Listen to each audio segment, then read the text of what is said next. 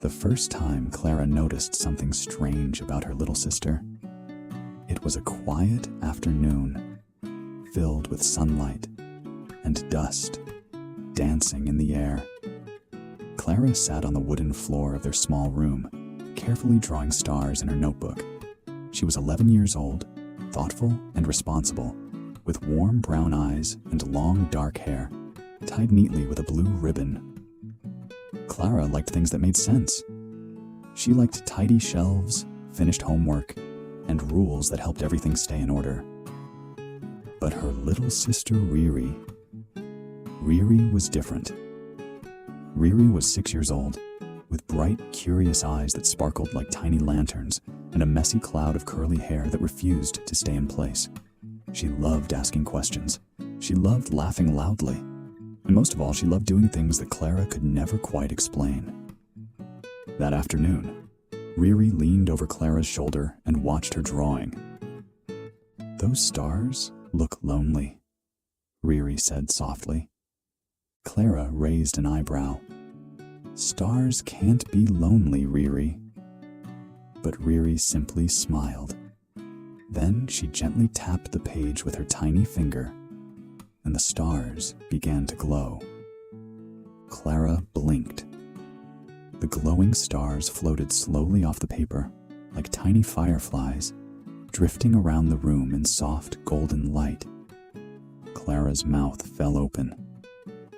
"Riri, what did you just do?" Riri giggled. "I helped them shine." The floating stars circled Clara's head before slowly fading away like morning mist.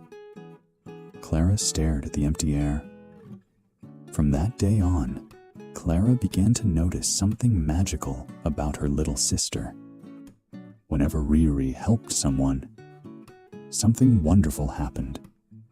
When Riri shared her snack with a hungry stray kitten, little sparkles danced in the air. When Riri helped an old man carry his groceries, flowers bloomed beside the sidewalk. And when Riri said, "Thank you," with her whole heart, the wind seemed to hum a happy tune. Clara tried to understand it. "Is it magic?" she asked one night as the two sisters lay under their blanket.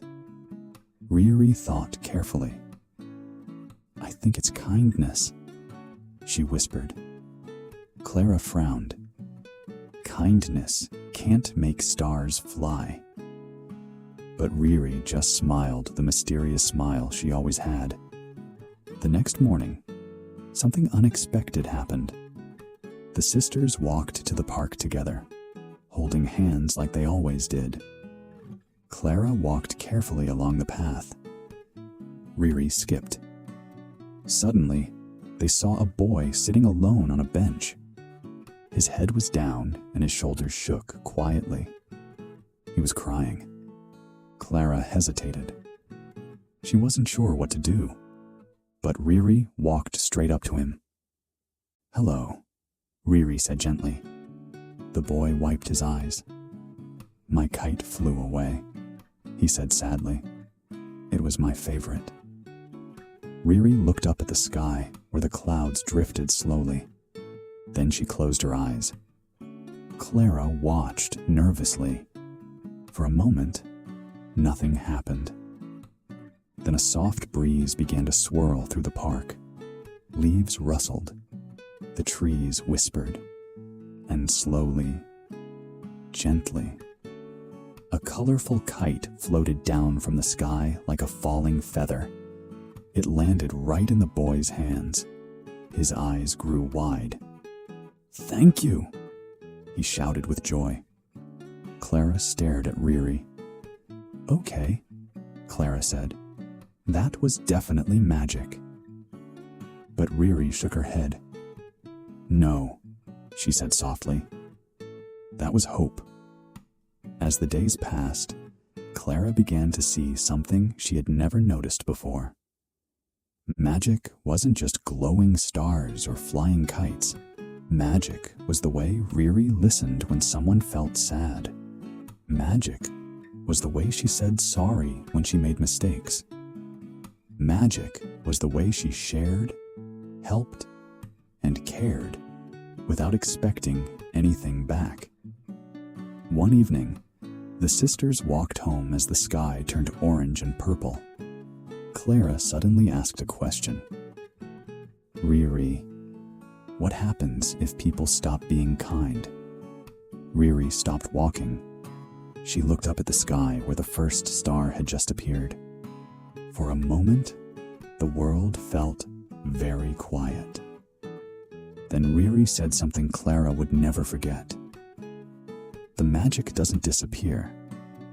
It just waits. Waits for someone brave enough to be kind again. Clara thought about that for a long time. The next day, Clara decided to try something new. At school, she noticed a girl struggling to carry a pile of books. Usually, Clara would keep walking, but this time, she stopped. "Do you need help?" Clara asked. The girl smiled with relief. "Yes, please." Clara helped carry the books to the classroom, and just as they set them down, Clara felt something warm in the air. A tiny golden sparkle drifted past her nose. Clara gasped. Riri's magic. But this time, Clara had made it happen. When Clara ran home, she found Riri sitting under the big tree in their yard. "Riri!" Clara shouted excitedly. "I saw the sparkles!" Riri clapped her hands happily. "I knew you would." Clara sat beside her little sister. "So the magic isn't yours?" Riri shook her head. "It belongs to everyone." Clara looked around the world differently after that. She noticed small acts of kindness everywhere. A boy sharing his umbrella in the rain. A girl helping her friend stand after falling. A stranger smiling at someone who looked lonely. Each moment carried a little bit of magic. Clara finally understood the secret her little sister had known all along. The real magic wasn't glowing stars. It wasn't flying kites. It wasn't even sparkles in the air. The real magic was something much stronger. Kindness. Because every time someone chose to be kind, the world became a little brighter. And somewhere nearby, a tiny golden sparkle appeared. So if you ever see one, a small glowing flicker dancing in the air, it might just mean someone nearby chose to do the right thing. And just like Clara and Riri discovered, even the smallest act of kindness can create the most powerful magic in the world.